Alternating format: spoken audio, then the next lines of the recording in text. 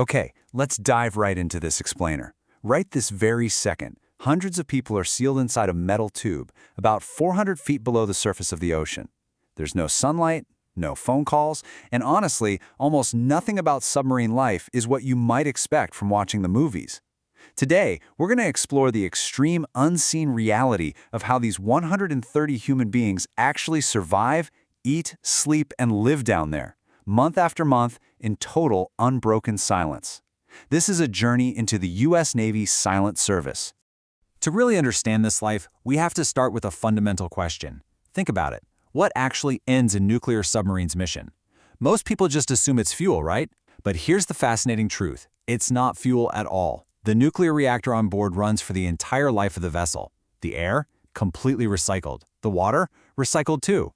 The one and only thing that dictates when a submarine has to return home is the food supply. When the cans run out, the mission ends. That's literally it. So let's look at how they manage this absolutely critical resource. When you lock 130 men inside a sealed tube for 90 days with zero fresh air, food becomes way more than just calories. It becomes the single most powerful morale tool on the entire boat. Because of this, for the first 14 days of a patrol, submarines serve the absolute best food in the entire U.S. military. Seriously, we're talking way better than Army bases, Air Force bases, or surface ships. The Navy takes this so seriously that the cooks on these submarines are actually trained at the prestigious Culinary Institute of America. These are highly skilled chefs. Some of them even go on to cook at the White House after leaving the military. But, as you can probably guess, that high-end culinary experience, it doesn't last. We track this as a sort of culinary descent. Early on, they're eating prime rib, fresh lobster, waking up to the smell of fresh-baked bread. It's great. But right around day 14, everything shifts. The fresh food just runs out, real milk disappears, and is replaced by something the crew playfully calls the plastic cow, a long-life dispenser that tastes, well, nothing like the real thing. And by week 9, welcome to the powdered era. We're talking powdered eggs, reconstituted everything. At this stage, midnight rations take on bizarre names like pillows of death for ravioli and hot sauce. It essentially becomes a primary food group just to give the tin-tasting food some flavor. Now, what's really wild is the sheer scale of what it takes to feed a crew like this. Before a typical 90 to 120-day patrol, the crew has to load every single item they're going to eat. One submarine was actually documented loading an incredible 18,000 pounds of frozen meat, plus another 20,000 pounds of canned goods, all for a single deployment. Just imagine that. 6 men working in a kitchen smaller than most home bathrooms, we're talking about 10 by 14 feet, preparing meals for 130 guys, 4 times a day using this massive stockpile. So, here's the catch. A submarine doesn't have nearly enough standard storage space for tens of thousands of pounds of food, so the crew has to get incredibly resourceful. They take these giant institutional cans and stack them flat along the floors of the passageways. Then, they lay plywood directly on top of the cans, and that newly raised platform literally becomes the floor the crew walks on. As the patrol goes on and the supplies get eaten, the floor slowly drops down. Veterans actually call this phenomenon eating your way out. The height of the floor literally tells you exactly how far into the mission you are. Crazy, right? And all this food fuels a totally bizarre schedule. Down there, the standard 24-hour world we all live in is completely abandoned. Instead, the crew operates on an 18-hour day. You've got 6 hours on watch, 6 hours of personal time, and 6 hours of sleep. Your internal body clock gets completely rewired. After just a few weeks underwater, the whole concept of a normal day-night cycle stops feeling natural entirely.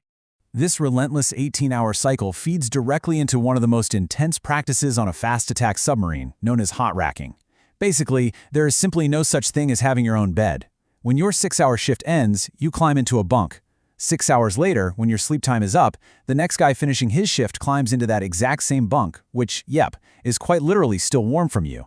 You get a mattress just a few inches thick, a thin curtain for privacy, and a storage locker the size of a gym bag.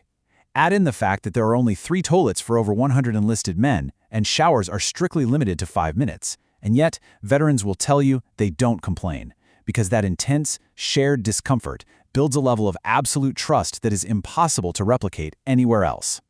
All right, let's shift gears to something truly vital, the very air they breathe. The engineering here is absolutely remarkable. Submarines actually manufacture their own oxygen. They do this by running an electrical current right through seawater, which splits it into hydrogen and oxygen. The hydrogen gets vented out, and the oxygen feeds the crew. So the atmosphere inside sits at roughly 80% nitrogen and 19% manufactured oxygen. It's just a self-contained marvel of modern engineering that lets human beings live at the bottom of the ocean. However, we do need to look at the other side of that manufactured atmosphere. A late 2024 report by the Submariners Advocacy Group documented over 150 toxins present in submarine air during their service.